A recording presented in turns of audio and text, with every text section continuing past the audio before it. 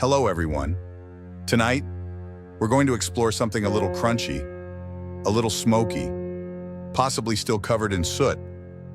We're opening the rickety wooden door of a medieval peasant's home, not to admire the architecture, which mostly smells like goat, but to take a closer look at one of history's most overlooked delight snacks. Yes, snacks. Because even though poor medieval peasants didn't have cupboards, lunchboxes, vending machines, or Instagrammable charcuterie boards, they still had snacks.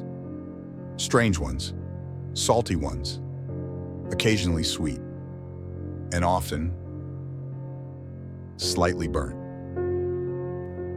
So come on in. Mind your head on the low ceiling beam, and don't trip over the family chicken. Let's explore what's in the peasant pantry. It's important to start with some expectation management. If you're imagining crunchy potato chips or chocolate-dipped pretzels, I'm afraid you've wandered into the wrong century. In the medieval world, especially for peasants, food was survival. Meals weren't planned around pleasure. They were built around availability, storage, and what hadn't rotted yet. And still, amid this survival-focused reality, they snacked. Maybe not the way we do. Not casually while watching medieval Netflix, which was just staring at a fire. But there were certainly little bites, quick nibbles, and between-meal mouthfuls. Especially during long days in the fields, when you couldn't exactly clock out for a full lunch hour, peasants needed something to keep them going. So what did they grab? Let's begin with the air itself. No, not as a snack, but the smell. The moment you stepped inside a peasant home, you were greeted by the thick aroma of burnt flour, damp straw, onions, and sometimes drying fish. In winter, everything was smoky and damp. In summer, it was smoky and warm. Either way, the kitchen, or rather, the fireplace in the corner, was always doing something. Drying bread, boiling broth, or just being warm because outside was terrible. The pantry, if we can even call it that, was a shelf or a nook or a nailed-up wooden box containing anything edible. Bread dominated the scene, usually coarse, often sour, almost always made of rye, barley, or oats, and frequently reused. Yesterday's bread became today's toast-ish.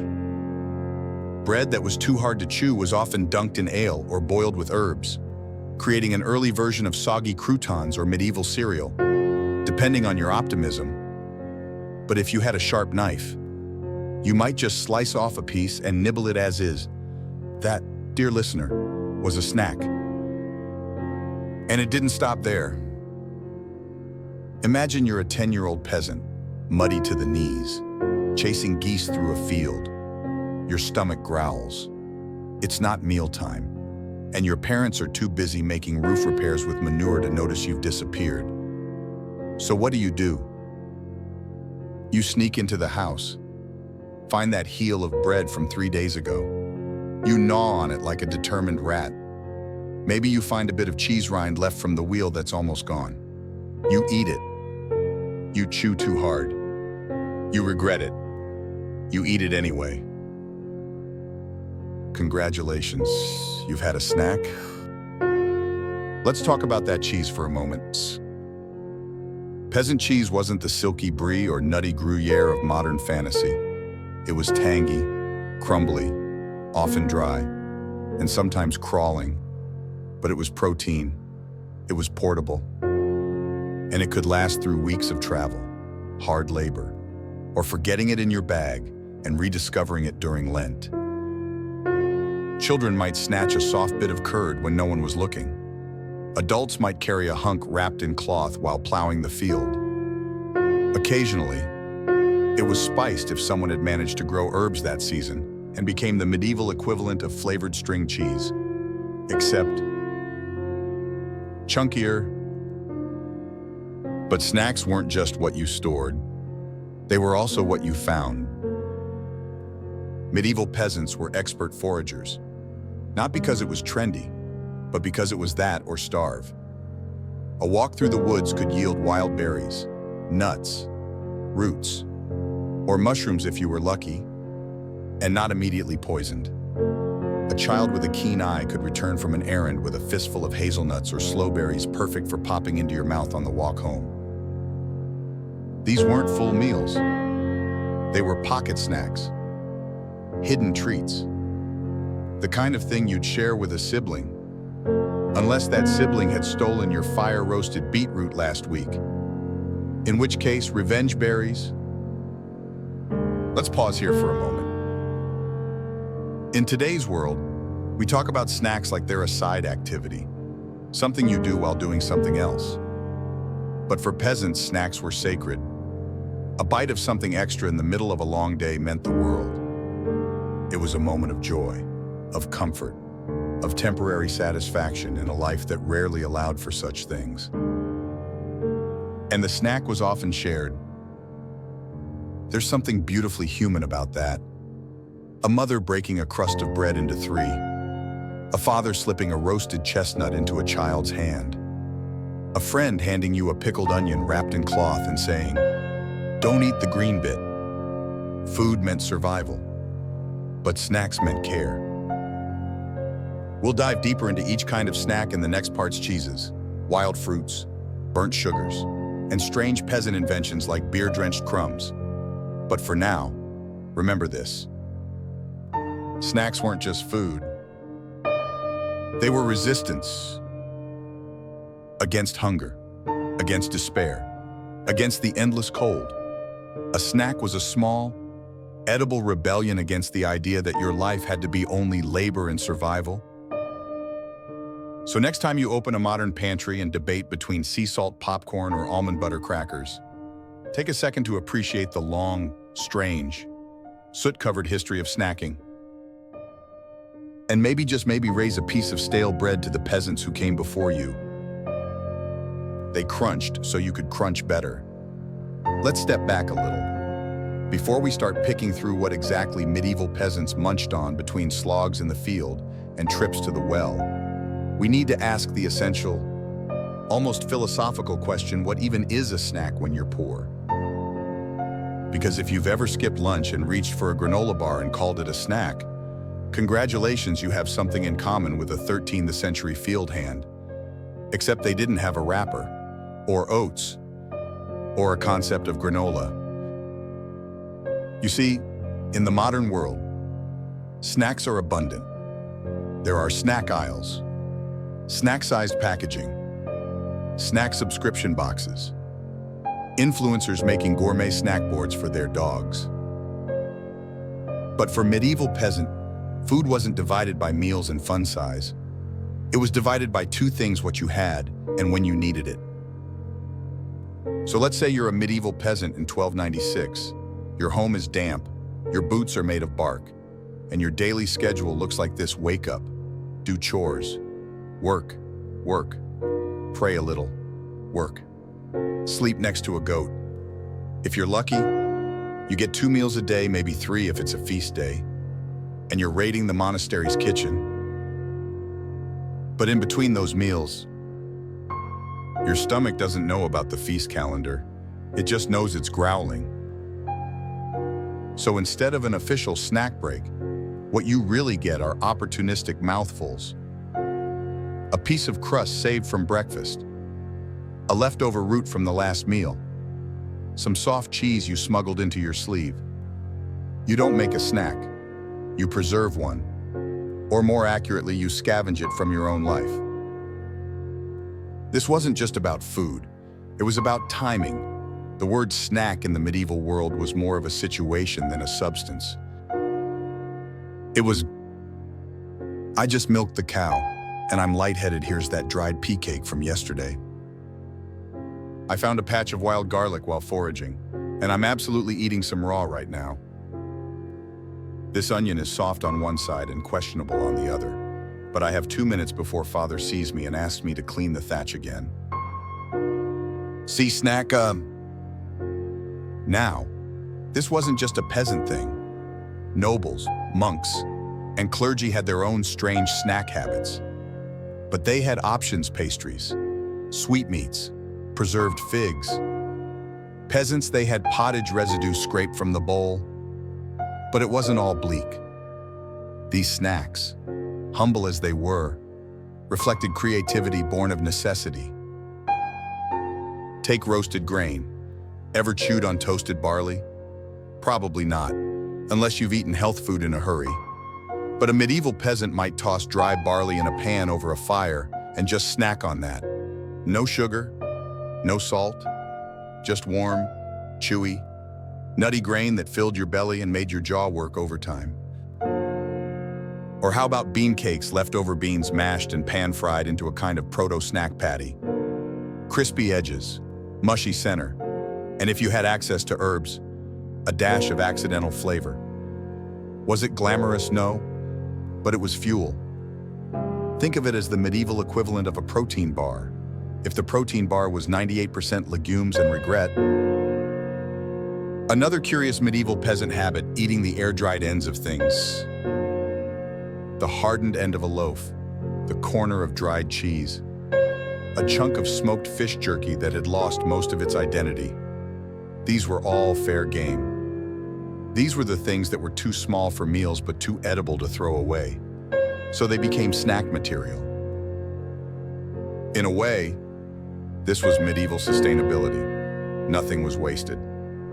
That lump of old pottage left in the pot from the night before, scrape it, roll it, fry it, eat it. That bit of fat from the bacon the Lord gave you last Michaelmas, save it in a jar, melt a little over bread. Instant rich person snack. It was like truffle oil for the deeply unimpressed. But perhaps the most interesting part of this peasant snacking behavior wasn't what they ate. It was how they valued it. A snack wasn't just a pause in the day, it was a moment of stolen comfort. And in a world where so much of life was hard labor, strict rules, and bad weather, that moment mattered. A crust of rye bread, chewed alone in the barn, could feel almost like rebellion. A spoonful of curds shared between siblings was joy. A burned onion found in the ashes of yesterday's fire, hope. In these simple foods, peasants found moments of peace. And yes, sometimes of gastrointestinal danger. Look, nobody said their snack game was safe, but it was real. And often, it was good enough. There's one more thing. Because peasants rarely had the luxury to sit and eat alone, many snacks were shared, passed hand to hand, bitten at both ends, nibbled quietly during prayer breaks or after dark, when the children were asleep. These weren't secret indulgences. They were social glue. To snack together was to bond.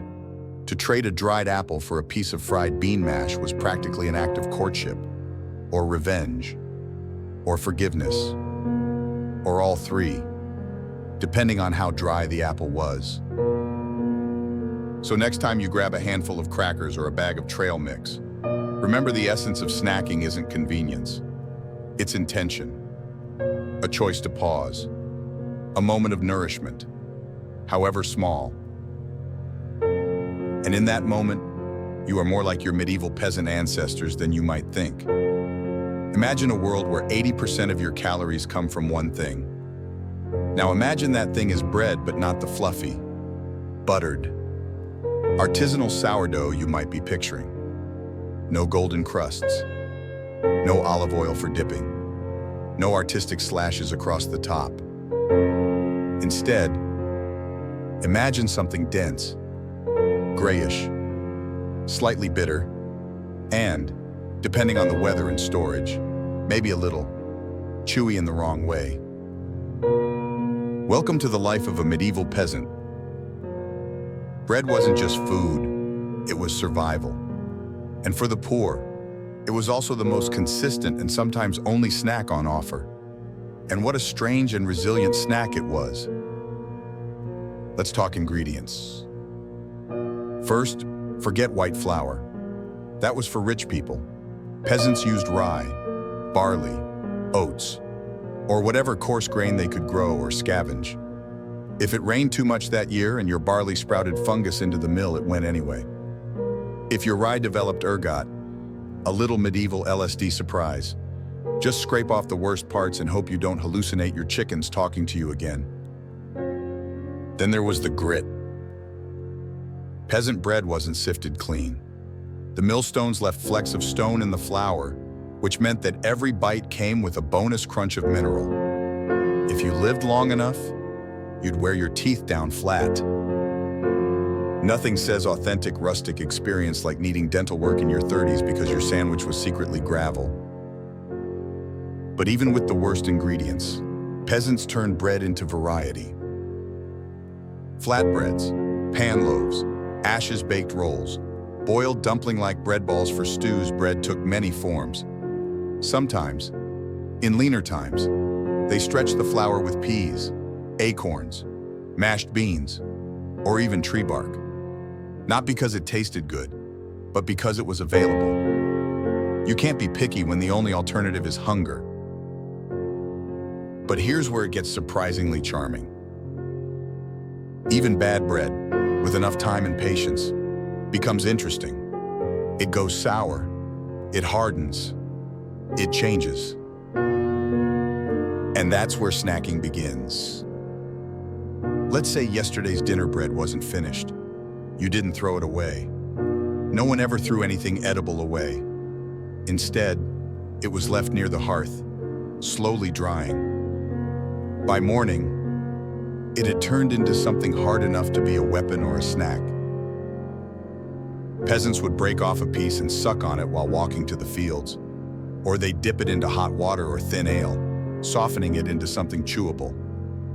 In fact, soaking old bread in ale was so common that it got its own name, sops. Bread sops were like the medieval equivalent of cereal, except the milk was beer and the cereal was old. And if you had access to fat, like leftover bacon drippings or lard, you might smear that on top of the bread. It was the original butter substitute. Add a sprinkle of salt if you were truly living luxuriously, and suddenly, you've created the medieval peasant's version of toast. Children were often given bread bits to keep them quiet. These weren't snacks so much as survival pacifiers. Too young to chew suck on a chunk of crust. Teething. Here's some black bread with enough chew to distract you from the existential misery of 14th century life. Bread was also used in ritual ways. A piece before bed. A piece saved for a neighbor. A crust tucked into a satchel as a symbol of hope or hospitality. Breaking bread wasn't just biblical. It was practical magic. Sometimes, bread became dessert. If a peasant family somehow managed to gather honey, they might crumble old bread, toast it in the fire, and drizzle honey on top. A rare treat. Maybe once a season, maybe on someone's wedding, maybe only if someone nearby had bees and owed you a favor. But when it happened, it was joy. It was crunchy, sticky joy. And let's not forget the burn bits. At the edge of every medieval hearth were chunks of charred dough that had either fallen off the pan or were baked too close to the coals. Peasants didn't discard these. They nibbled the edges, where the bitterness faded into crunch, and sometimes even dipped them in herb-infused water to soften the ash. It wasn't great, but it was something. And something was everything. And then there were the end pieces, the heels of the loaf. Today, most people throw them out. But back then, the heel was the first part eaten, often by the baker, or the children, or the dog. If the children were slow, even moldy bread wasn't always wasted. A green patch, scrape it off. A bit of fuzz cut around it. If the entire loaf was lost, maybe it went to the pigs, or, if you were truly desperate, into the stew pot with enough onions and herbs to mask its decline. The point is, bread in a medieval peasant's home was more than food. It was currency, comfort, continuity, and above all, a constant So if you asked a peasant what their favorite snack was, they wouldn't say bread like it was a category. They'd say it like it was a foundation. The default, the beginning and end of every meal, every day, every memory. A crust with some curds. A slice soaked in ale. A bite before the next chore. Bread was always there, often just enough. Sometimes barely, but always something to chew on while the world kept spinning. And honestly, in that simplicity, in that repetition, there's something weirdly beautiful. Because if you've ever eaten toast standing in your kitchen at midnight, cold on your feet and lost in thought, you've done what a medieval peasant did every single night. You've snacked on bread, and for a moment, just a moment, you were sharing something ancient. Let's step out of the bread box for a moment, though. Don't worry. We'll be back. Because what is medieval bread without its long-suffering companion cheese? Now, before you get excited, imagining wheels of Parmesan, slices of aged Gouda, or buttery brie melting romantically on a peasant hearth, let me gently and kindly, medievally correct you. Peasant cheese was not glamorous. It was not creamy. It was not even consistently solid. But it was beloved, vital, and most importantly for our journey tonight, a snack. Cheese for the peasantry wasn't bought, it was created, usually by women, and often by accident. You took milk goat, sheep, or if you were fancy, cow, and let it sit for a while. A long while. Then you stirred it. Maybe added something acidic. Then you pressed it. Then waited. And eventually you'd get something that might politely be called cheese, or at least not milk anymore. This was soft curd cheese, fresh, crumbly, and quick to go bad. It wasn't aged in cool stone basements like monastery cheddar. It was aged in your kitchen, next to the fire, beside a pair of wet socks, under a towel that may or may not have once dried the pig. And still it was delicious, or, if not delicious, at least nutritious, packed with protein and calories, tangy, chewy, sometimes spreadable, and very frequently salty, if you had the luxury of salt. And in the middle of a long workday, a fist-sized hunk of curd was the difference between collapsing in the field or finishing the harvest. So what did this cheese look like in the wild? Imagine this: you're walking the path between two villages. The sun is high. You've been cutting wood since morning and your back is beginning to ache. In your pocket, because yes, peasants had cloth pouches or folded bits of linen, you pull out a wedge of cheese. It's firm but not dry. Smells a bit like the goat it came from.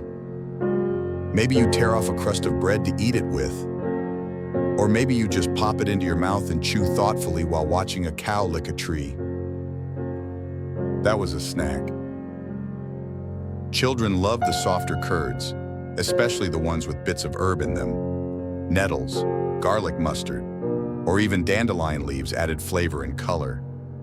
Sometimes curds were served fresh with a splash of vinegar or honey if you lived near bees and hadn't yet angered them.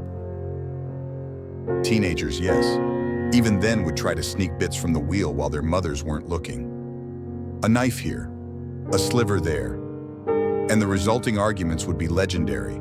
That wheel was for Sunday. It had my initials carved in it. You touched it with your dirty hands again.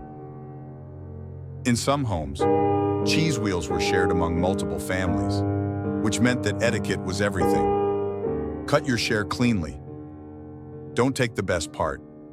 And, above all, do not double dip your bread into the cheese pot during evening stew. Did the cheese last long? Not really. That's why peasants learned how to make smoked or salted versions when they had the means. These versions were harder, drier, and often grated into food rather than sliced. But once hardened, a cheese chunk could last weeks. It might also break your teeth. But that was considered a fair trade. Interestingly, Cheese was also class-defying. While nobles feasted on brie-like rounds and flavored wheels imported from France, they also ate peasant cheeses, sometimes unknowingly. Traveling lords would stop at small villages and eat a bowl of stew with local curd, thinking it quaint and pastoral. Meanwhile, the peasant woman who made it is whispering to her cousin. That one came from the goat that tried to bite the priest. Let's talk spoilage for a second. Yes, cheese spoiled, often, rapidly. A particularly hot summer day could turn curd to soup. Peasants didn't waste it unless it was truly offensive. Sometimes, even spoiled cheese was baked into bread to hide the smell, or mashed into porridge, or fed to the pig, who, frankly, had no complaints. But the good batches, those were treasured, wrapped in cloth, hung from ceiling beams, hidden in clay pots under straw, smuggled to market to trade for herbs or ale, given as dowry gifts, or simply hoarded for yourself, to enjoy quietly at dusk while everyone else argued about who left the door open again and let the chickens in. In winter, cheese became even more important. Without fresh milk, peasants relied on what they had stored, which meant every slice was measured, and a chunk of cheese with bread became the only snack morning, noon, or midnight. The emotional significance can't be overstated. Cheese was work, cheese was skill, cheese was tradition, passed from mother to daughter, stirred in the same clay pot, cut with the same knife, wrapped in the same frayed cloth. Eating cheese meant you had a past, a recipe, a family. It meant you survived. And that, ultimately, is what peasant snacks were symbols of endurance. They weren't flashy, they weren't trendy, but they were yours, made by your hands, eaten in your home, carried in your pouch, shared around your fire. So next time you unwrap a triangle of soft cheese from the store, imagine it wrapped in old linen. Imagine it warm from the hearth. Imagine a child staring at you with giant hopeful eyes because you took the good piece and now you have to share it. And maybe, just maybe, cut it down the middle. After all, medieval peasants knew something we've forgotten. Snacks taste better when shared. So, you've had your hard bread, maybe a pinch of cheese, and now your teeth are slightly gritty. Your stomach isn't quite full, and you're looking around for something different, something juicy, something not brown. In the medieval world, if you were poor and hungry, the best place to snack wasn't the kitchen. It was the forests, or the hedgerow, or the edge of a field, or anywhere that a peasant could walk and whisper, that looks edible.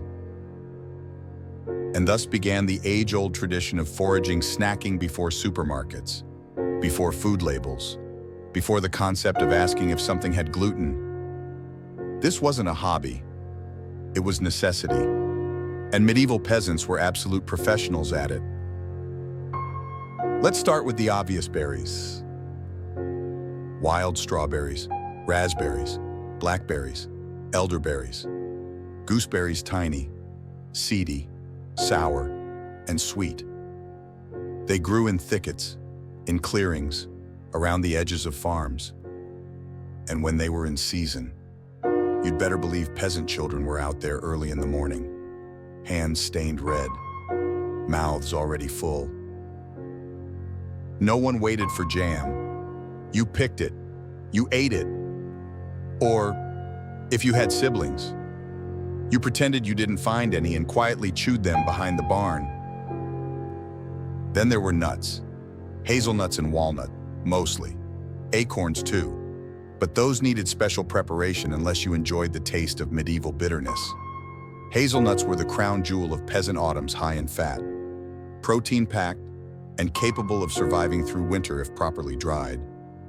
They were stored in cloth sacks, hidden in corners, and eaten on long, Cold nights in front of the fire when your dinner was mostly boiled cabbage and disappointment. And don't forget apples, or at least things that vaguely resembled apples. Small, sour, tough little fruits that modern people would probably walk past with a polite grimace. But to a peasant, that was dessert. If you were lucky, you found a tree that hadn't been claimed by the manor. If you were smart, you shook the branches when no one was looking. If you were desperate, you picked up the ones already on the ground and hoped they hadn't been peed on by a dog or cursed by a fairy. These snacks weren't luxurious, but they were fresh. That meant something. Most food in a peasant's life was dried, salted, boiled into mush, or baked into bricks. Biting into a sun-warmed berry was practically an act of rebellion. But it wasn't always safe. Because not all shiny things in the woods are your friends. There were poisonous berries, toxic mushrooms, flowers that made you hallucinate, and roots that made your stomach wish it had never existed. Peasants knew this. It was taught young. Don't eat the white berries. Avoid the mushrooms with hats like drunk knights. If the goat won't touch it, neither should you. Still, mistakes happen. There are quiet, sad stories buried in village records. Children who ate the wrong thing, elders who brewed a strange tea, families who accidentally poisoned themselves with bad forest cabbage. Foraging was powerful but dangerous. Yet peasants kept doing it, because the rewards were real. There were wild greens, two nettles, dandelions, wild garlic, sorrel. These weren't just snacks, but snack ingredients. A handful of sorrel mixed with cheese curds, dandelion leaves wrapped around salted root chunks, nettles boiled and slapped on bread like a medieval version of kale chips. They were less crunchy and more stingy. You might be thinking, this doesn't sound very snack-like. Where are the handheld treats, the sweet little bites? Let's talk about fruit leathers. Yes, they existed. No, they didn't come in shiny plastic rolls. In some parts of Europe, peasants mashed berries or apples into pulp, spread them on flat stones or wooden boards, and let the sun dry them into chewy, sticky slabs. These were rolled, sliced, and eaten like candy, often shared between children or carried as travel food. It didn't have preservatives, but it had love. And bugs. Usually a few bugs. And then there were the seasonal surprises. The first ripe plum in summer, a lone pear in the abandoned orchard behind the church. Wild cherries stolen from the Lord's tree when no one was watching. These were moments. Peasant snacks weren't just about hunger, they were about delight. A sweet thing in a hard world. And peasants were inventive. If they couldn't find sweetness, they made it. They soaked crab apples in salted water, roasted small, hard pears until they softened, boiled wild grapes into sticky reductions poured over barley cakes. They worked with what they had, and what they had was usually just enough to satisfy the craving, if only for a few minutes. Foraging also brought people together. It was an activity, a lesson, a bond. Mothers and daughters gathering herbs, fathers showing sons which berries stained and which poisoned, grandmothers hoarding their secret nut spots like dragons guarding gold, villagers trading handfuls of whatever was blooming for a bit of cheese or dried fish. It was snack economy at its most charming. And in winter, forage snacks were gone, unless you'd preserved them. Dried berries, roasted chestnuts, ground nuts stored in sacks, or fruit leathers tied in string. These became treasures. The last sweet bite in a season of salt and smoke. So next time you reach for a prepackaged trail mix or a fruit roll-up with cartoon branding, remember you're doing what peasants did. You're eating the forest. You're snacking on survival. And somewhere, a medieval child is watching you from behind a hedgerow, arms full of gooseberries, smiling with purple teeth. Because you, like them, have found a tiny joy in a wild and unforgiving world. You've made it this far through the bread, the cheese, the forest finds, and you might be thinking, surely we've exhausted the medieval snack list by now. Oh, sweet summer pilgrim, you've forgotten one thing. Soup scraps. Because when you're a medieval peasant, almost nothing gets thrown away, especially when it's already been boiled. And if you've ever hovered near a pot long after a meal is done, just to sneak a crust from the bottom or a spoonful of congealed goodness stuck to the sides, then congratulations. You've experienced the ancient and highly respected art of snacking on stew leftovers. Let's start with the cauldron itself. This massive iron pot wasn't just for Sunday stews, it was the beating heart of the household. It hung over the hearth, rarely fully emptied, constantly bubbling with whatever ingredients were available: leeks, cabbage, bones, beans, turnips, yesterday's bread, possibly a squirrel. Meals came from the cauldron, but so did snacks. If you were up early before the rest of the house, you might sneak a wooden ladle in and scoop a bit of thick, salty broth, just enough to warm you up.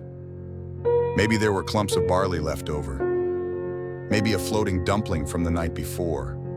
Maybe a piece of something unidentifiable but definitely edible.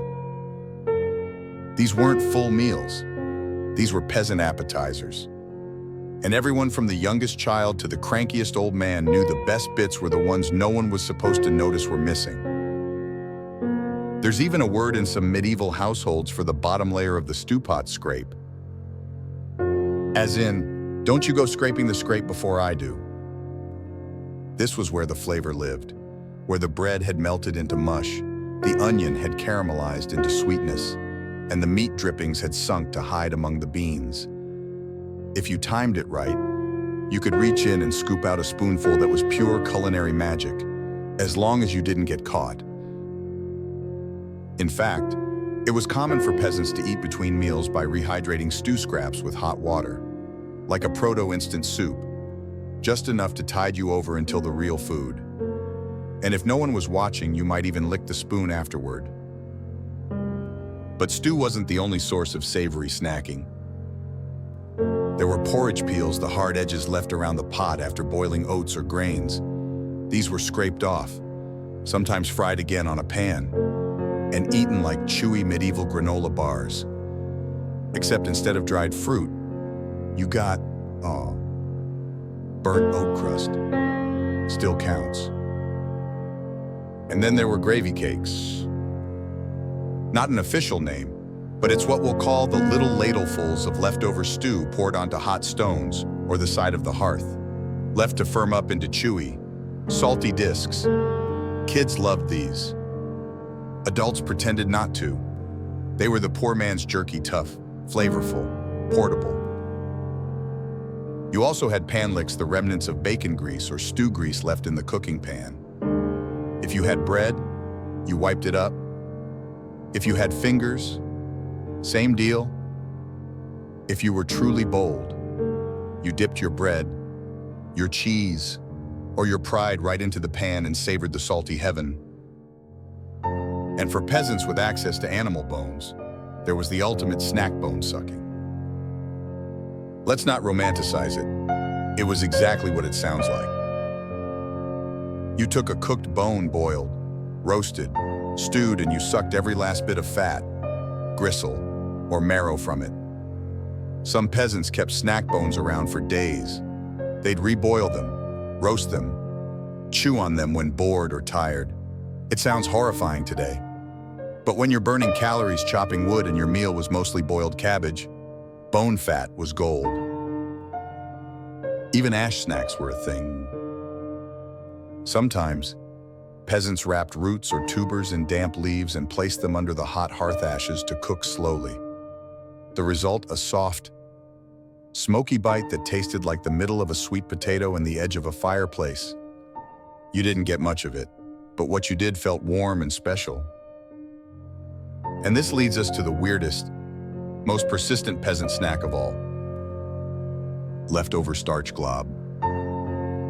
We're talking about the blobs of overcooked barley, the cold mashed peas, the bread ends soaked in yesterday's soup, formed into balls and left near the fire to dry. Then, during a midday lull, someone would pop one in their mouth like it was a truffle. Except it was not a truffle, not even close. But when you're exhausted and cold and poor, and you find something that fills your stomach, your standards shift. It becomes a snack. A good one. Here's the best part: peasants knew how to turn these scraps into rituals. Children competed to see who got the last dumpling fragment. Old men told stories around the hearth while gnawing on stew bread. Mothers saved the most flavorful pan edge for their toddlers. These were not leftovers, they were moments. So if you've ever found yourself sneaking a bit of cold pasta straight from the fridge, or licking the spoon after a pan of brownies, or standing over the sink with a plate of something that barely counts as a meal, guess what? You are one of them.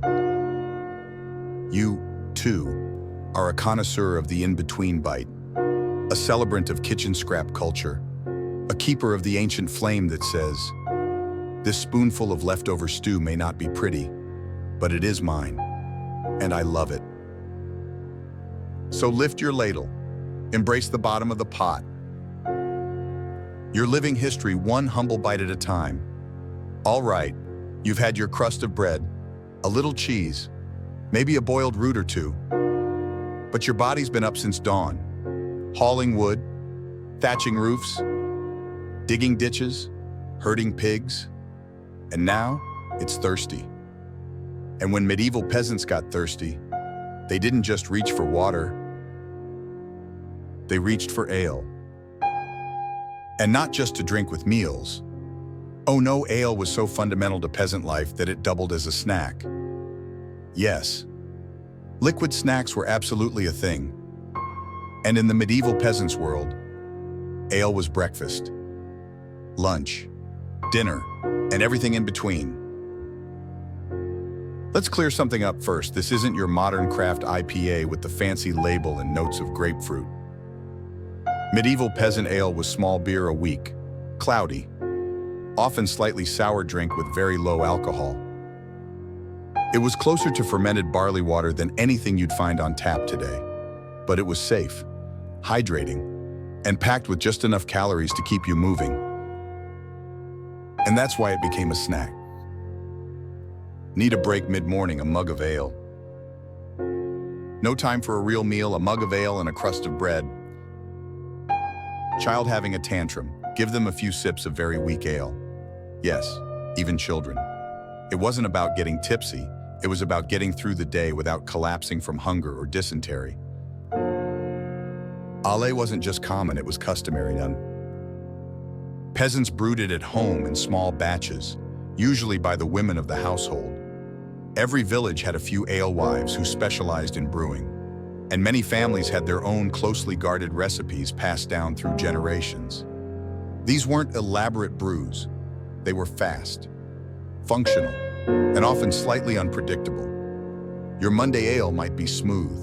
Your Friday ale might taste like someone dropped a turnip in it and hoped for the best.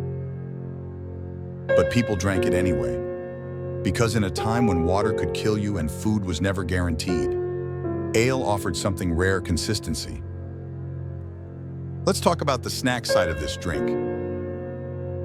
Ale was filling. It contained grains, barley or oats, sometimes wheat. It was liquid bread, essentially.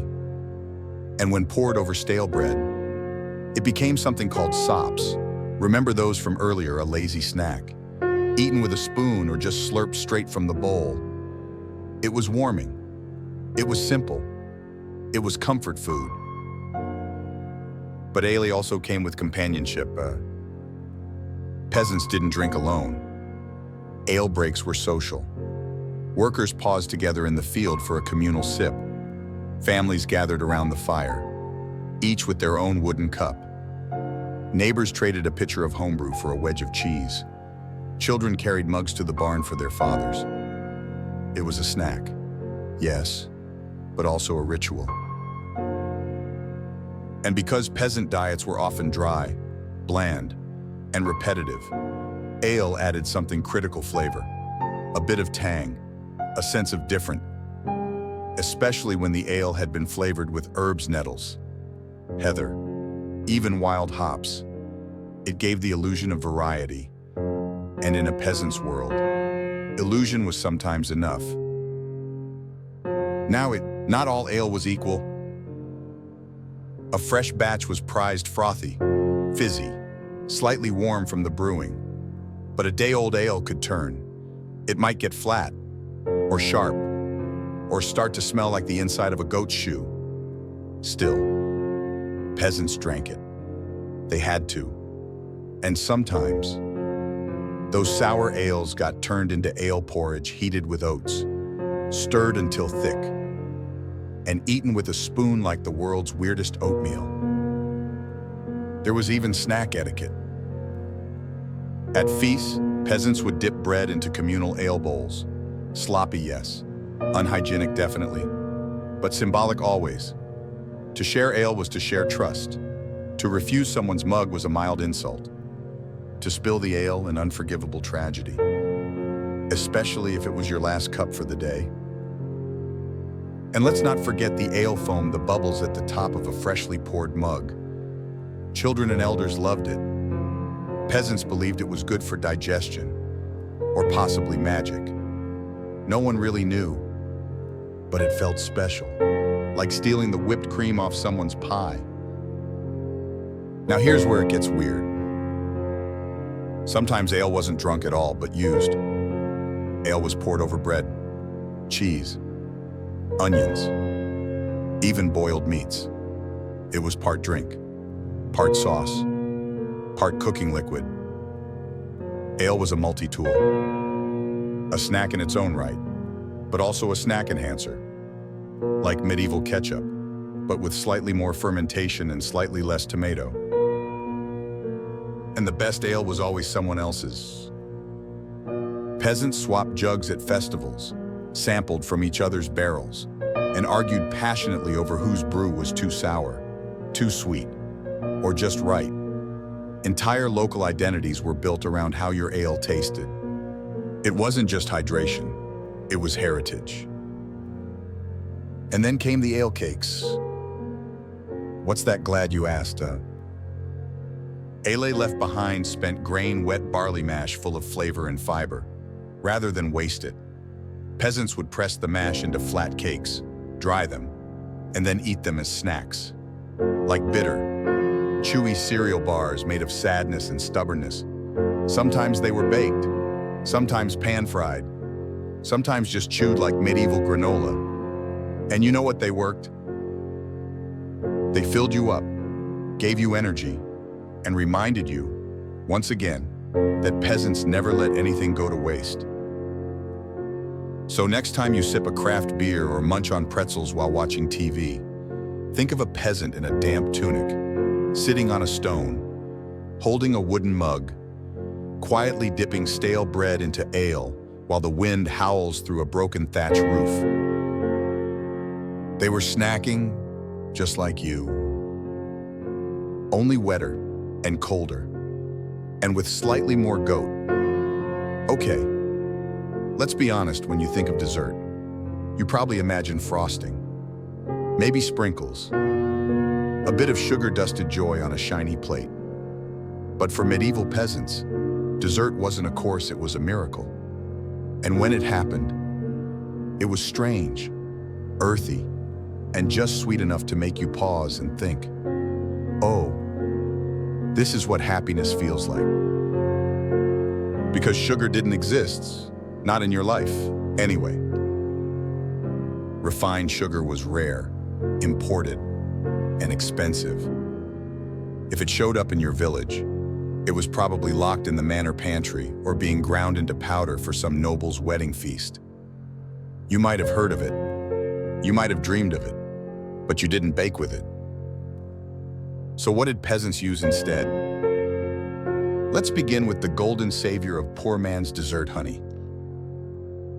If you lived near wild bees, or better yet, had a neighbor brave enough to keep them, honey was your jackpot. A spoonful could turn boring barley mush into something edible. A drizzle on bread, pure magic. If you were lucky, a honeycomb might find its way into a harvest festival treat. Sticky fingers, bee stings, and all. But honey was precious. You used it like treasure. A birthday, a wedding, a baby born healthy. Or that one time the cow didn't kick anyone for a whole week. You celebrated with sweetness. Then there were fruits. Remember the foraged apples and berries? Peasants dried them, stewed them, mashed them. A handful of apples boiled with a little ale and oats could become a pudding, not in the creamy modern sense, but in the brownish mush in a cloth bag sense. Still, if you closed your eyes and ignored the bits of twig, it was almost decadent. Plums, when dried, became the medieval version of candy. If you had the means, you'd hang them near the fire, let them dry, and chew them slowly over winter. A single plum could last an entire walk to the fields. Not because it was big, but because you were savoring it like it was the last fruit on earth, which, in January, it basically was. Let's talk spices, or the lack thereof. Cinnamon, cloves, nutmeg. Only if you were robbing a spice caravan or accidentally invited to a noble feast. Most peasants flavored their desserts with local herbs: mint, thyme, elderflower. Occasionally fennel seeds or dried flowers were added to puddings for a little pizzazz. It didn't taste like Christmas cookies, but it tasted like something. And that was enough. And yes, sometimes desserts weren't sweet at all. Enter the savory tart. A weird in-between food that showed up in many peasant homes, a crust made of leftover grain mash or root vegetables, filled with onion, herbs, maybe a bit of cheese if you were feeling wild. Baked in a clay dish until warm. Was it dessert? Debatable. Was it the best thing you ate that week? Probably. Then came the festive desserts, the real treasures. At certain festivals, think harvest, saints' days, weddings, peasants pulled out all the stops. They'd mash barley, oats, or bread crusts into dough-like balls, mix in dried fruits or crushed nuts, then roll them in ashes or wrap them in leaves and bake them in coals. The result was a dense, chewy, smoky ball of joy, shared around the fire, usually with singing, dancing, and an old man crying about his youth. Some of these treats had names like frumenty, posset, or poor man's pudding. Others had no names, just memories. Imagine a child biting into their only sweet of the month and holding it like treasure. That's what medieval dessert meant. Not indulgence, not luxury, but a rare, golden moment of relief. Let's not forget the milk sweets. If your cow was kind enough to give extra milk, and it hadn't curdled, you could make something close to custard. Not silky, not yellow, not Instagrammable, but soft, slightly sweet, heated with eggs if you had them, more often flavored with herbs or ale, or brace yourself, onions. Yes, onion custard existed, and no, it wasn't popular for long. But again, it filled the gap. That moment after a long day where your stomach wanted just one more thing, one more spoonful, one more sign that life wasn't all frostbite and taxes. Sometimes peasants even made cakes. Sort of. Flat discs of barley or oat flour, sweetened with mashed fruit or honey, cooked on a hot stone and left to firm. Were they dry? Yes. Did they crack when you bit them? Absolutely. But were they called cake also? Yes. And when there was nothing sweet left, they invented dessert anyway. They told children the ashes from the hearth tasted like sugar. They added a few berries to thin gruel and called it feast porridge. They cut apples into stars and sang songs about harvest pies that never existed. They pretended, because even in poverty, even in hunger, imagination fed the soul. So the next time you eat a brownie, or lick icing off your finger, or sneak a midnight cookie from a tin labeled "Important Documents," take a second to remember the peasant woman 800 years ago who boiled barley, mashed a plum, poured honey on top, and said to her child, "This is dessert." And the child, wide-eyed and covered in dirt, believed her. So you've got bread, cheese, the occasional berry, maybe even a slice of cake that looks suspiciously like it fell off a horse cart and dried in the sun. But medieval peasants were nothing if not resourceful, and some of the best snacks they had weren't things you'd expect. In fact, they might make modern snackers wrinkle their noses and reach for the organic trail mix. Let's start with eggs. If you had a hen, and that's a big, if you had a source of protein that didn't require slaughtering anything. Chickens weren't raised for meat most of the time. They were living snack machines. One egg a day, if the bird was feeling generous. And when that egg appeared, it wasn't fried sunny side up with toast soldiers. It was boiled hard, often twice, and eaten plain. Salt rare, pepper dream on. Peasants might mash a boiled egg into a bit of bread or mix it into porridge. Sometimes it was just cracked raw into hot ale or soup and stirred around until it resembled something edible. If that sounds awful, congratulations, you now understand the medieval egg experience. But eggs were special. Kids might get one on a holiday. An elder might save one for a cold morning.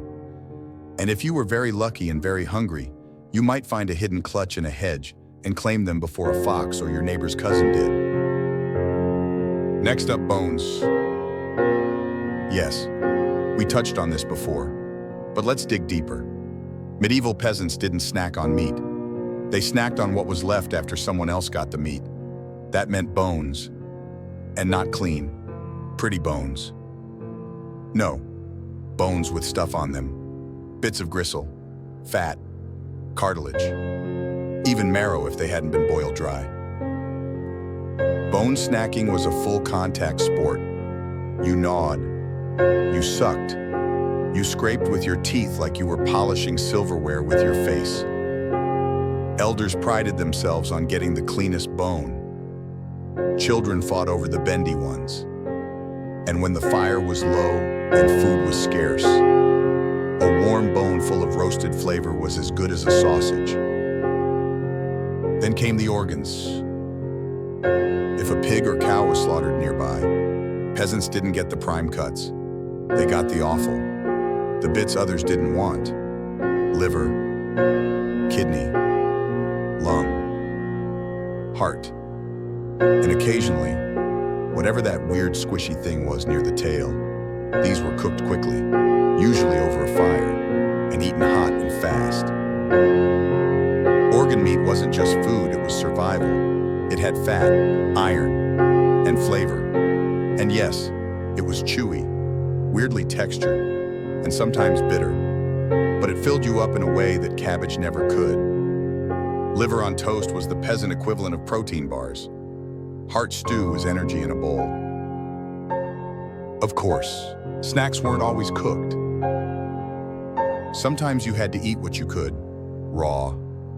That might mean a handful of fresh herbs, a clump of edible moss, or even a spoonful of animal fat saved from a previous meal. Fat was a snack. Yes, really. Rendered lard spread on bread, or just eaten with fingers. It was high calorie and high value. It kept you going when the only other thing on offer was more turnips. Now, brace yourself, because we're entering truly unexpected territory: insects. Yes, bugs. Medieval peasants didn't always intend to eat insects. But in some regions and during the right seasons, grubs, beetles, and ants were considered fair game, especially by children. A toasted beetle crunchy, a boiled grub squishy but filling. It wasn't widespread or common, but in times of famine, everything was edible once. And some peasants found ways to turn this into a treat. Grasshoppers roasted over fire, ants gathered for their sour bite. It was survival disguised as snacking. And if you could catch it, and it didn't bite you back, it went into your mouth. There's also the category of stone snacks. What now? Stone snacks weren't actual rocks, well, mostly. They were foods cooked on stones, thin slices of root vegetable, or wild garlic, or even hard cheese. You laid them on a hot flat rock near the fire and let them warm, crisp, or melt. Then you scraped them off and ate them warm, smoky, and often half burnt. That was part of the charm. Children loved these. It felt like cooking, even if it wasn't. And it gave the illusion of variety. Boiled things were soft and boring. Stone-cooked things were crispy, exciting, and occasionally on fire. Sometimes, peasants even snacked on charcoal bread. Yep, bread that had burned too long in the oven or fire. It was dry, black, and crumbly, but it still had calories. You dipped it in broth, chewed slowly, and told yourself it was extra toasted. And the truth, it wasn't half bad with a bit of goat's milk or wild onion. And finally, we must mention snack accidents. Things that fell into the fire but were eaten anyway. Half a dumpling, a bit of meat that rolled under the hearth, a singed root you dug out of the ashes and decided to try. These were spontaneous snacks. They weren't planned. They weren't pretty, but they were real. And sometimes, they were the best bite of the day. Because when food is scarce and life is short and the world is cold, any bite counts. Whether it's a single boiled egg, a crust dipped in fat, or a scorched sliver of potato, peasants knew how to turn scraps into sustenance.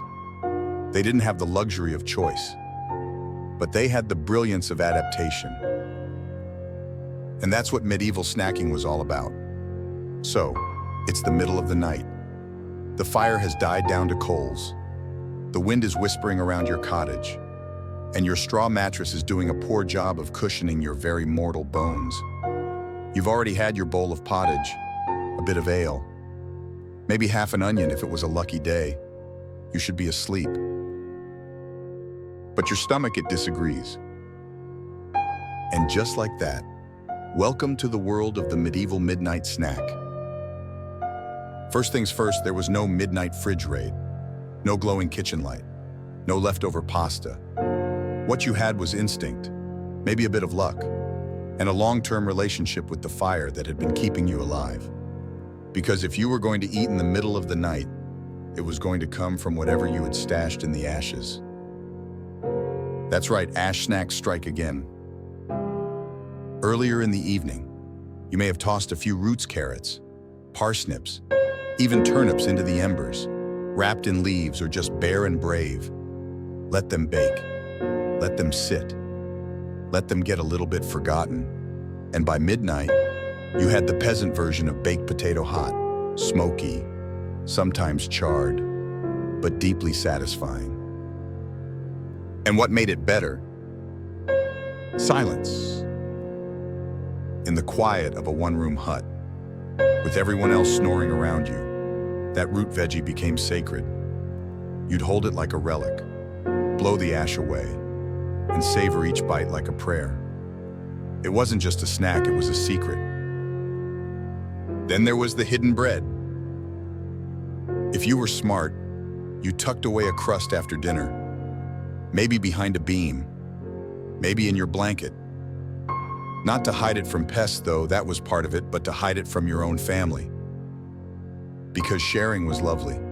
But sometimes your survival brain kicked in and whispered, "You're going to want this later." And when you woke up, still hungry, that crust was there. Stale, sure, but you softened it with your breath, chewed slowly, and imagined it was fresh from the oven.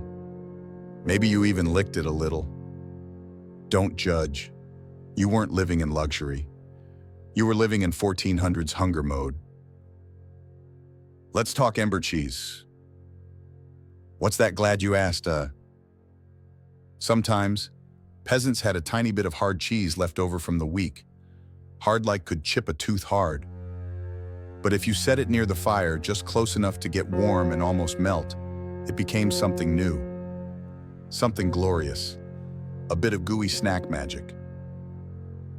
You'd eat it with fingers, or smear it on that secret bread crust. Or if you were feeling wild, just let it drip onto a hot stone and scrape it up with a twig. This was medieval fondue, and it was delicious.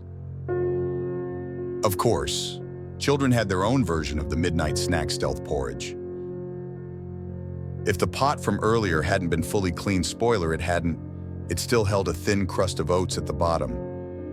Sometimes a bit of barley, sometimes lentils. You knew where the pot was. You knew how to be quiet.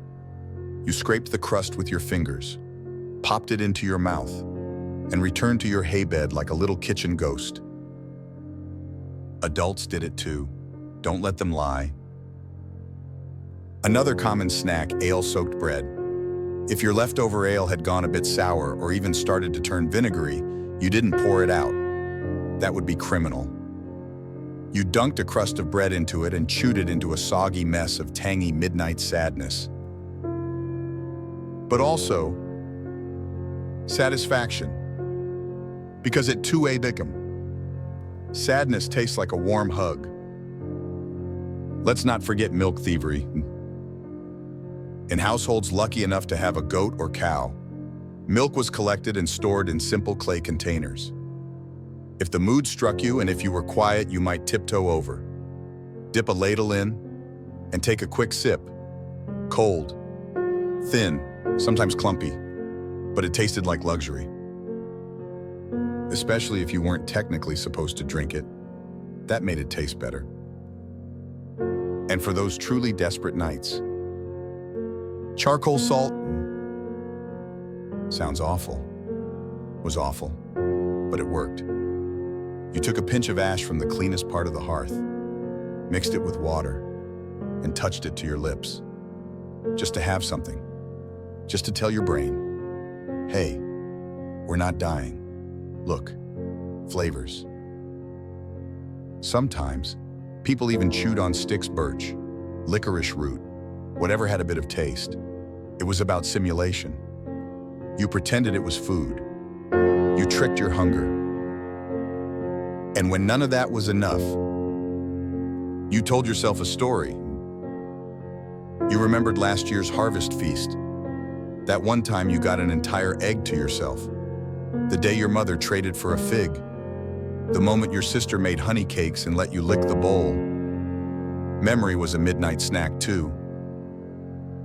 Because the mind is hungry with the body, and sometimes survival means giving both a little bite of something.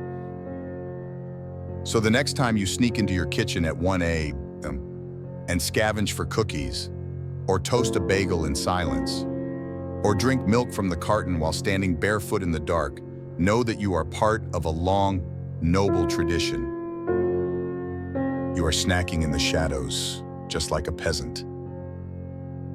And whether it's a turnip from the ashes or a Pop-Tart from the box, that bite in the quiet night says one thing clearly. I'm still here. So far, we've nibbled our way through crusts, roots, cheese rinds, and the occasional suspicious egg. But let's pause the gloom for a moment and ask, what about the good days? The feasts, the festivals, the rare golden hours when peasants didn't just survive, they celebrated.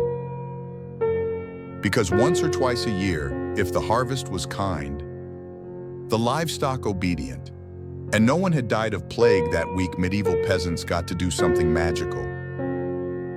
They ate like royalty, or at least what they imagined royalty might eat. Welcome to the Snack Overflow Zone Festival Day. Now, medieval life was deeply tied to the rhythm of the church calendar, the agricultural cycle, and the very human need to throw a party when things didn't suck. You had harvest festivals, saint days, solstices, weddings, and let's just not work today days. And all of these came with food rituals, aka peasant snacks on parade. Let's start with the big one, Lammas Day. Celebrated on August 1st, it marked the first wheat harvest. People brought loaves of bread to the church as offerings. But let's be real, some of that bread didn't make it to the altar. Families baked round loaves, crusty and proud, then smeared them with herbs or onions or, if they were very lucky, butter. Not butter like you know it, clumpy, raw, tangy, but it spread. And that was enough to make peasants close their eyes and pretend they were lords. Then there was the Feast of St. Martin in November.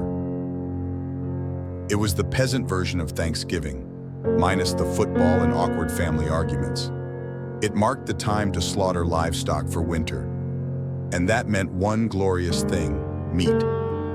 Sliced, salted, boiled, roasted meat. Everything the poor didn't usually get. Bones with real flesh on them. Sausage made with more than just fat and prayers. Even pies. Actual pies, with actual crust and fillings that didn't scream emergency food. And what came before and after all that? Snacks. You'd find tables okay. Rough wooden boards propped on barrels covered with breads, dried apples, herb dumplings, and bean fritters. Kids snatched them and ran. Adults pretended to be dignified while quietly stuffing their sleeves. This was not normal eating. This was festive gluttony, peasant style. At these festivals, drinks flowed freely. Weak ale, strong ale, cider, and spiced brews. Someone always had a mug. Someone always spilled theirs. And someone else always found a way to soak up the ale with a hand pie filled with turnip, onion, or you guessed it, whatever was left in the pot. But snacks weren't just about the food. They were about showing off. You might have baked something weird like a barley pancake stuffed with berries and tied with a string. You might have dried your own apples in a fancy spiral. You might even hold onto your bonnet, have used a pinch of cinnamon. Just a pinch. Imported spice, you were practically nobility now. And let's not forget the nibble tables. These were the medieval version of the snack bar. A communal spread where villagers dropped off their extra bits crusts, boiled chestnuts, honeyed bread, dried peas, or weird little meatballs made from the better parts of the pig, which probably meant ears and feet. People grazed, they laughed, they ate things off wooden skewers. They shouted across the table with their mouths full. For a moment, just a moment, everyone forgot how cold the cottages were, or how many turnips they'd eaten that month. Then there were weddings, where the food was weirdly symbolic. A wedding might serve seed cakes, dense bread filled with fennel or caraway, tied to ideas of fertility. There were cheese towers, though usually just stacks of aging cheese wheels covered in cloth, and the guests, they brought hand foods, dried sausage, eggs, crusts with mashed bean spread. You ate what you could fit in your hand, then slipped the rest in your pouch for later.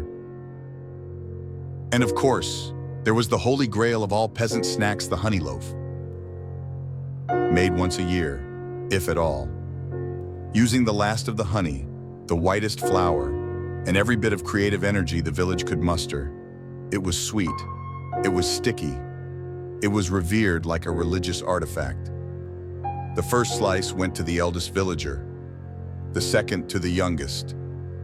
Everyone else fought over crumbs. Peasant kids grew up dreaming of the honey loaf.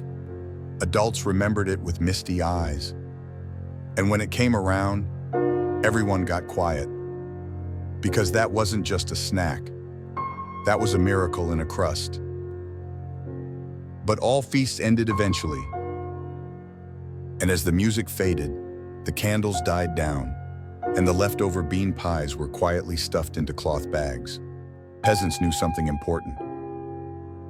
They had tasted something better. They had snacked, laughed, danced, and for a few hours, lived like they weren't poor. And even though they'd be back to cabbage and porridge tomorrow, that memory, that honey loaf, that onion fritter that made your eyes water with joy, that was enough to keep you going. Because in a world of scarcity, one good snack could become a legend. So far, we've dug into turnips, stolen crusts, and gushed over the rare honey loaf like it was spun from angel hair. But let's ask an important question. What if you didn't have anything to eat at all? No flour, no cheese, no eggs, nothing left under the hearthstone. Just a growling belly and a whole day of work ahead. In medieval peasant life, this wasn't a hypothetical, it was Wednesday. But peasants didn't survive for centuries on willpower alone. They relied on something deeper, messier, and far more human. The snack economy. Let's get one thing clear. There was no medieval convenience store, no Uber Eats, no friend with a fridge. Instead, peasants lived in tightly packed webs of barter, trade, and good old-fashioned begging your neighbor. Let's say you had a cabbage but no bread. You went to your friend in the next hut, the one whose uncle was an amateur baker with one eye and a really good sourdough starter. You offered your cabbage, or a bit of labor, or your kids' help mucking out the goat stall. And in return, a loaf. Maybe even still warm. Was it legal, sort of? Was it frowned upon only if you were stingy? In peasant culture, food moved constantly, often without money changing hands. It was snack socialism, and it worked. Then there were favor snacks, yes, it's a thing. You'd help a neighbor patch their thatch roof, or carry water, or tell their kid a story so they could finally take a nap. And later, like clockwork, a mysterious package of boiled chestnuts would appear on your doorstep, or a slice of onion tart. No thank you note, just food. Because favors fed people more than wages ever could. And oh, the glory of festival trade. Imagine a feast day with stalls, well, boards propped on barrels again lined with food. You don't have ale, but you've got dried apples. You swap them for 2 oat dumplings and half a sausage. You barter the sausage for a chunk of aged cheese. You split the cheese with a friend, and they give you a slice of carrot pie in return. One cabbage could become 4 snacks if you knew how to hustle. And peasant kids were snack hustling prodigies.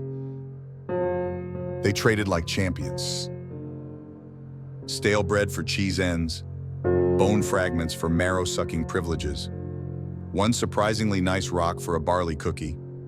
If someone in the village had a crunchy turnip slice, you can bet a kid already sniffed it out. And then there was religious snacking. Yes, even God got involved in. The local church often gave out bits of food to the poor alms bread. They called it, usually day-old loaves or leftovers from the Lord's table. Sometimes fruit, occasionally cold porridge with a vague holy aura. It was a kind of spiritual vending machine, except you had to sit through a sermon and confess your sins first. Still, for a desperate peasant, that stale hunk of ecclesiastical bread could feel like a divine blessing. But some snack exchanges were sneakier. Picture this: you're working in the manor field. Your back hurts. Your stomach's empty. The Lord's kitchen staff throws away some onion peels and bread heels. You walk by slowly, and maybe a sympathetic cook, usually a tired woman with a soft spot for fellow humans, drops something in the grass. You don't speak. You don't make eye contact. But 5 minutes later, you're behind a hay bale, eating something warm. unspoken snack diplomacy.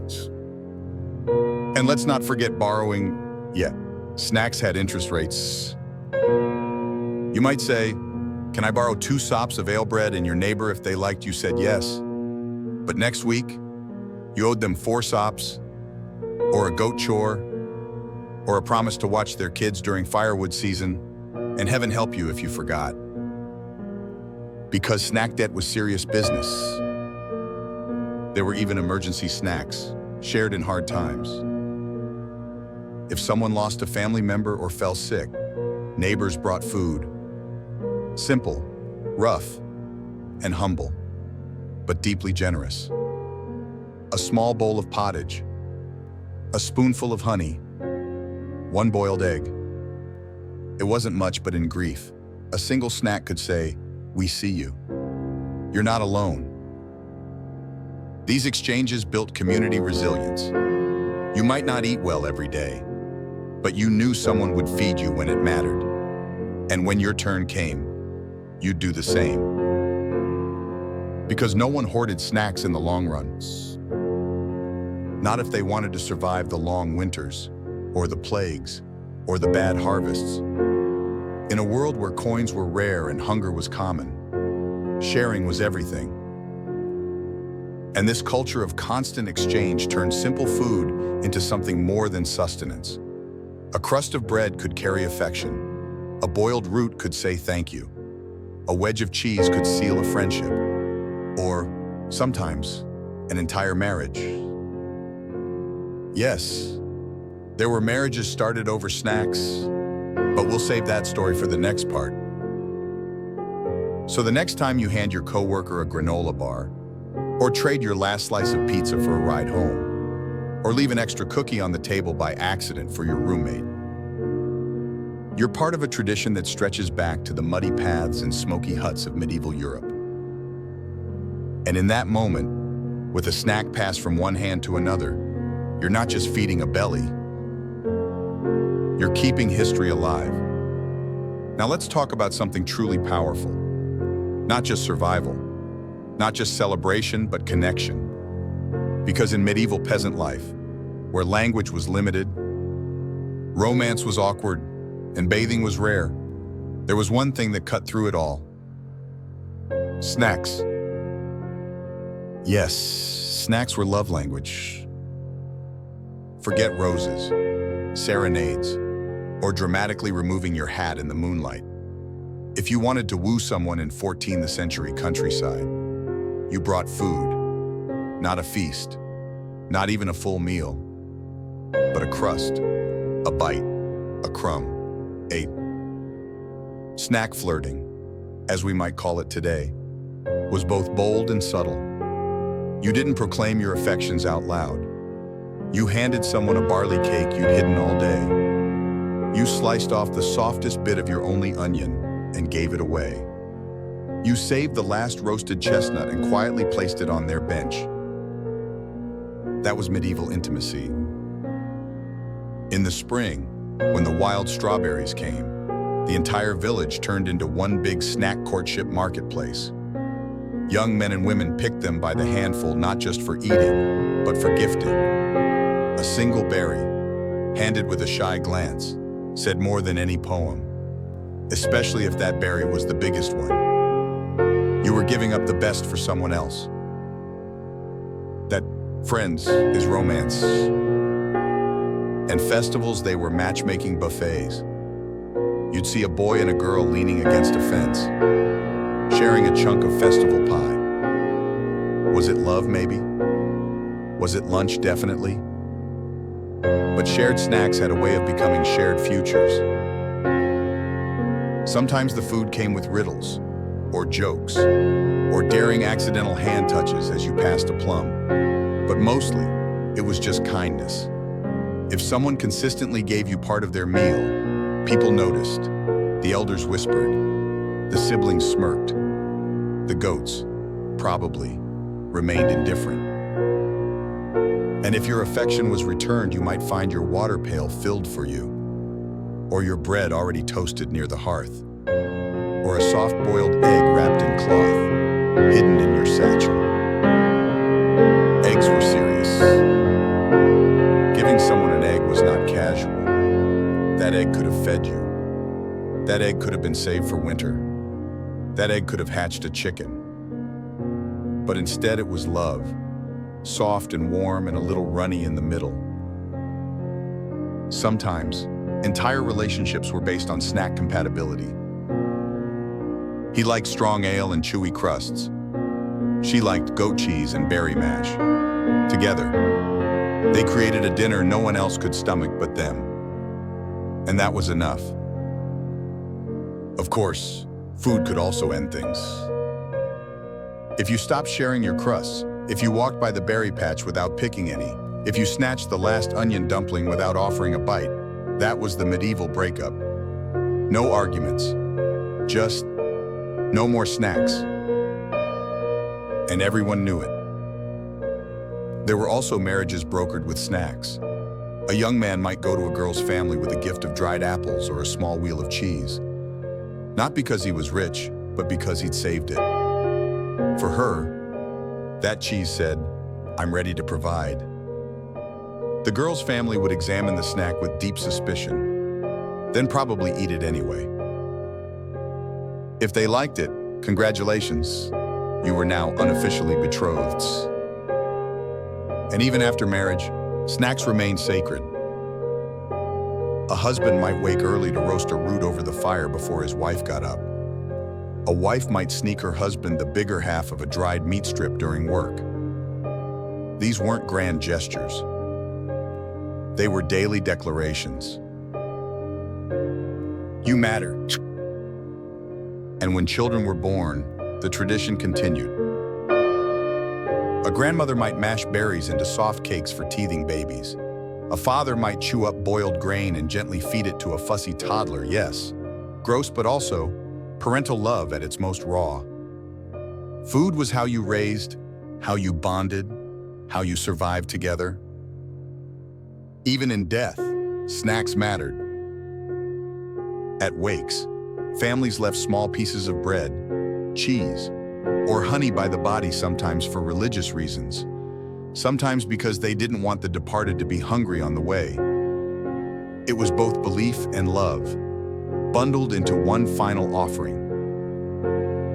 So next time you slip someone your last French fry, or make an extra portion just in case they're hungry, or share a chocolate bar without needing to be asked, know that you're continuing a tradition far older than any dating app or heart emoji.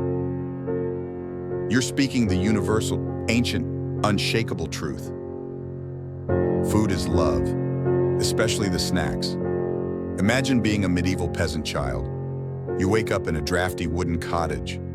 There's no cereal, no cartoons, no school bus, no lunchbox, and certainly no gummy bears waiting in a cheerful bowl. But your day still begins the same way as kids have always started their days. You're hungry. But here's the magic, because children, even in the grimmest times, have always found ways to turn survival into play. So begins the age-old tradition of snack hunting. Children in medieval villages learned early that no one was handing out treats. If you wanted something between meals which were already barely meals, you had to be clever, quick, and ideally, invisible to adults. Their first and favorite target fields: before breakfast, after chores, or while pretending to help with livestock, kids would dart into gardens, hedgerows, and barley patches. There, they'd dig up half-grown carrots, chew on sweet blades of grass, or pick wild herbs and onions. These weren't meals. They were nibbles, bites, tastes of something that felt like their own little victory. And then there were the game snacks. Children invented games to earn food. One classic involved blindfolding your friend and guiding them to a hidden crust. It was like medieval Marco Polo, but the prize was bread. Another involved racing to the village well. Last one there had to give up their onion slice.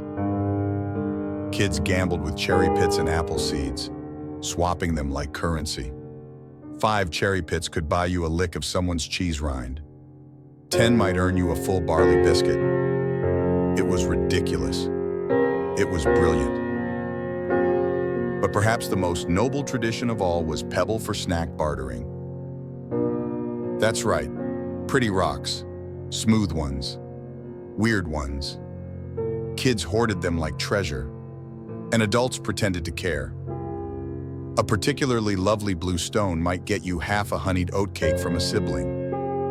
If you were really persuasive, you could even trade a shaped stick for a bite of sausage.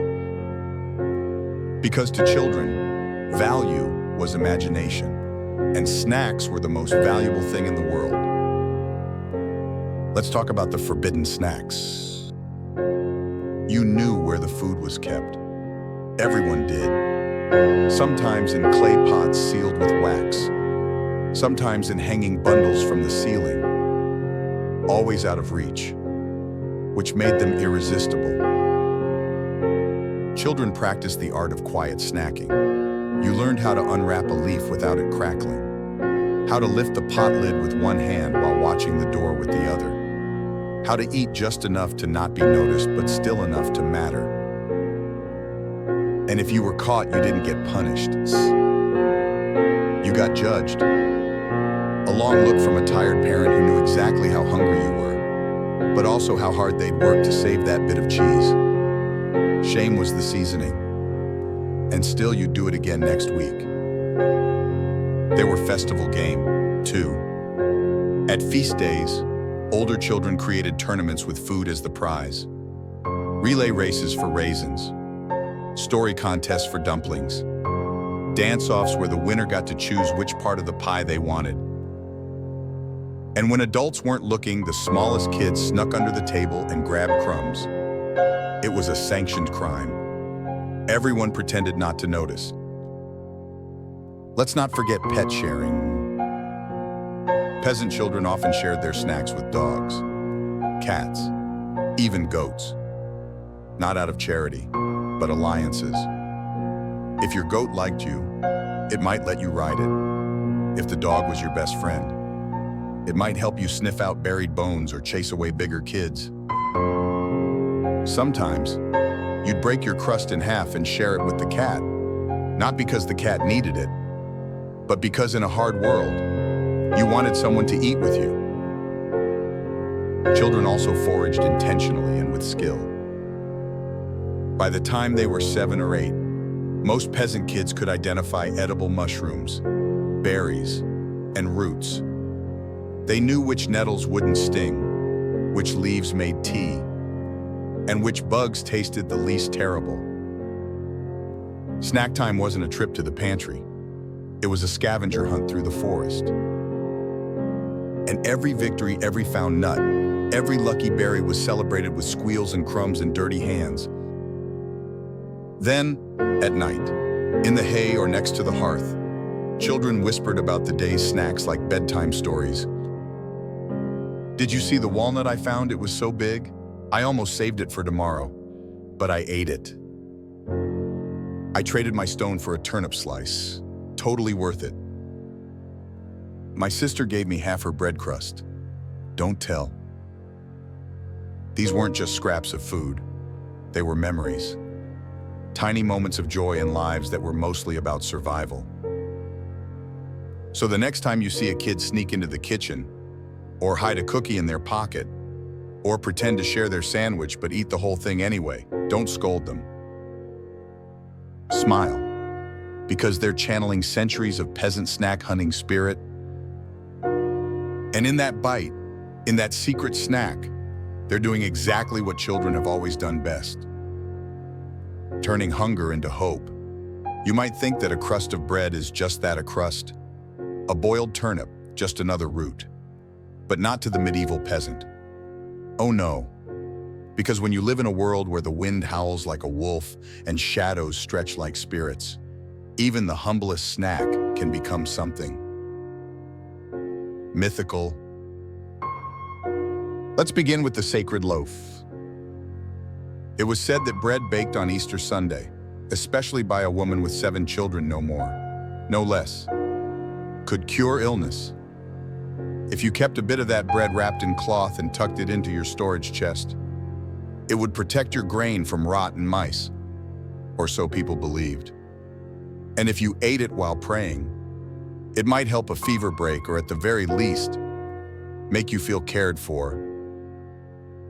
Not bad for a snack that mostly tasted like ash and desperation. Then there was the onion of luck. Peasants believed that the first onion pulled from the ground on midsummer morning could foretell the year's fortune. If it peeled easily, good harvest. If it was soft, trouble ahead. If it made you cry, well, you were probably holding an onion, but still, omens were everywhere. And guess what happened to that lucky onion?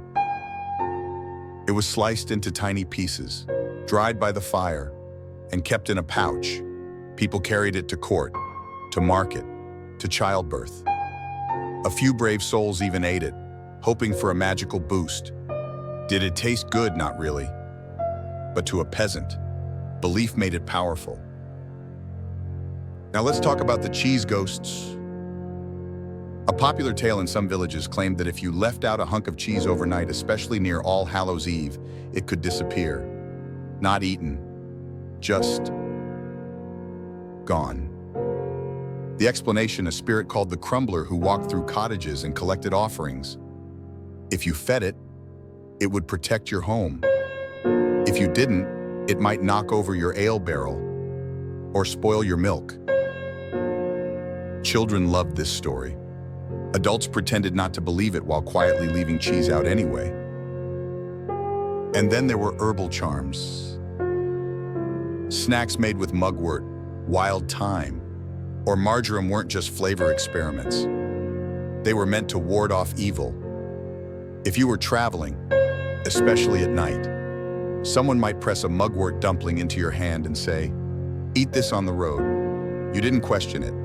You just chewed. The same went for honey. Oh, well, honey was special. It symbolized sweetness in a world of bitterness.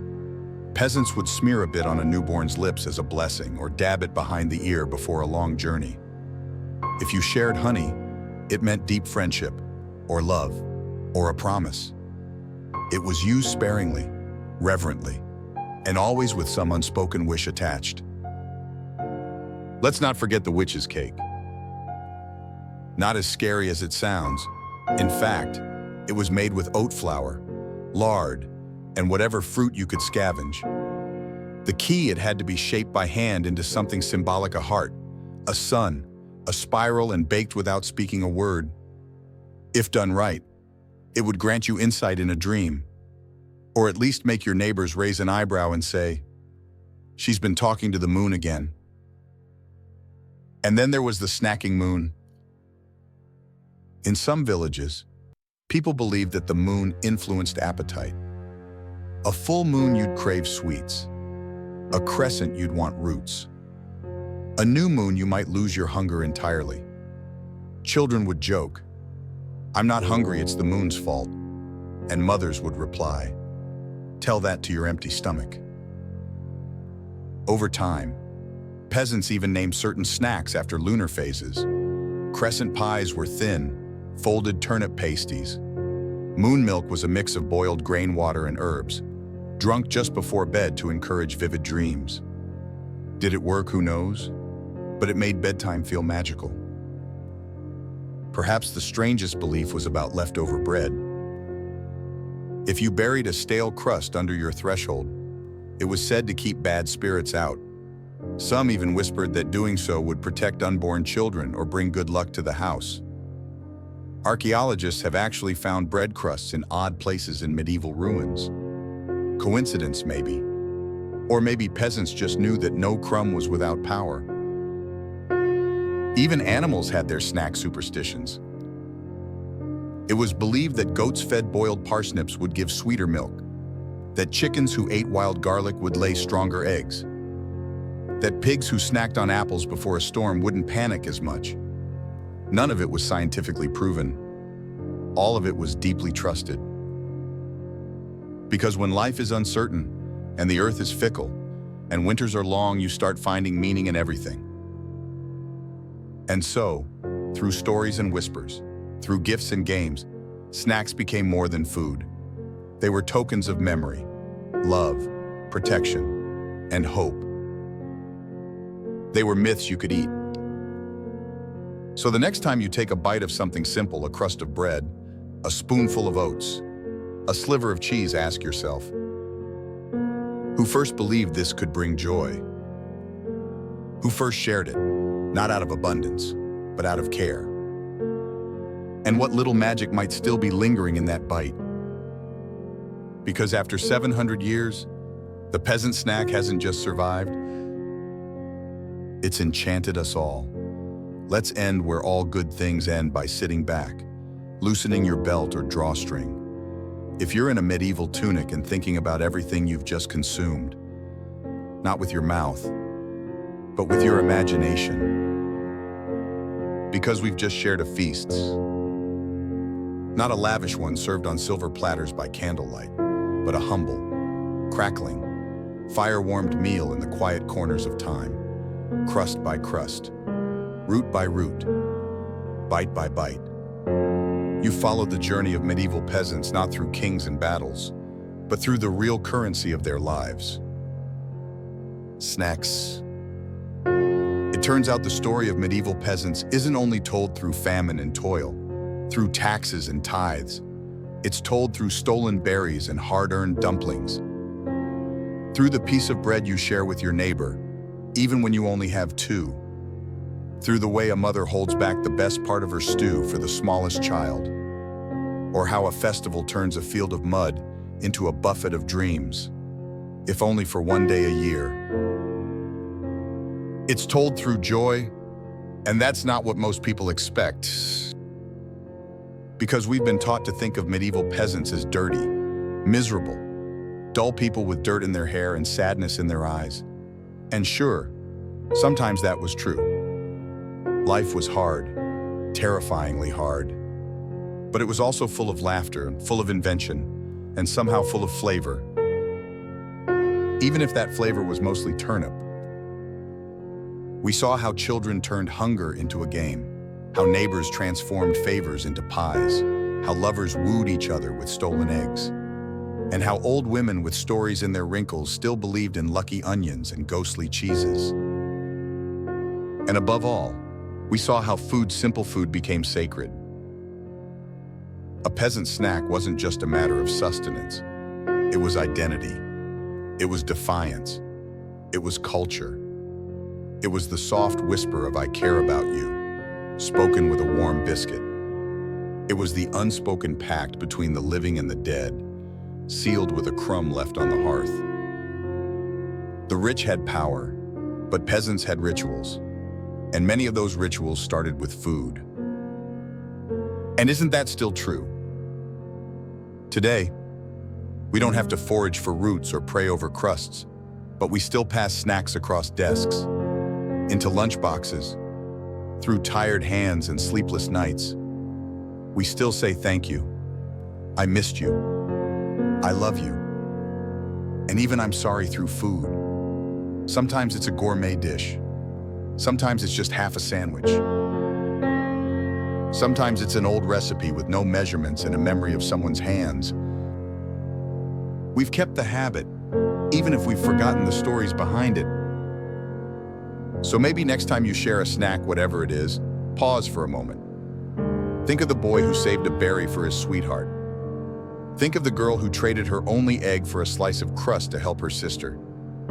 Think of the old man who buried bread under his doorstep to keep the spirits at bay. Because those weren't just quaint habits. They were legacies. In a way, every snack you eat is part of a 1000-year-old love story between humanity and hope. A reminder that even when the world is bleak, and the harvest is poor, and the landlord just raised the grain tax again, someone, somewhere, will still find a way to make a dumpling. And someone else will say, you take the first bite.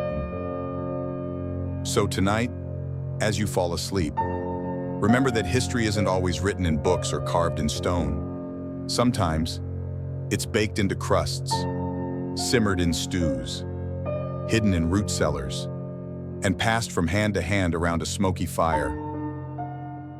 And even though those peasants are long gone, their laughter, their rituals, their stubborn joy, it's still with us. Every time we snack. Good night.